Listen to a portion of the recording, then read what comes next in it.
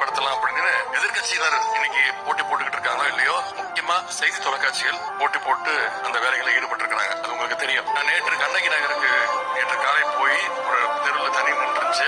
உடனே கிளியர் பண்ண சொன்னேன். மோட்டர் போட்டு எடுத்துட்டாங்க.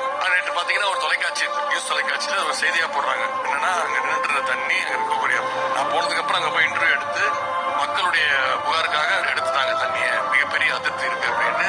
இப்படி செய்தி தொலைக்காட்சிகள் போட்டி போட்டுக்கிட்டு எதிர்கட்சிகளை விட அதிகமா இந்த அரசை எப்படியாவது அரசுக்கு கெட்ட பெயர் படுத்தணும்னு செய்தி தொலைக்காட்சிகள், சமூக ஊடகங்கள், யூடியூப் இதெல்லாம் போட்டி போட்டுக்கிட்டு பண்ணிட்டு இருக்கிறாங்க. இதையெல்லாம் சந்திப்பதற்கு, இதுக்கெல்லாம் சரியான பதிலடி கொடுப்பதற்கு நாம தயாராக இருக்க வேண்டும். பொய் செய்திகள் மக்கள்கிட்ட தேவையில்லாத பதற்றத்தை ஏற்படுத்தும். எனவே அதை நாம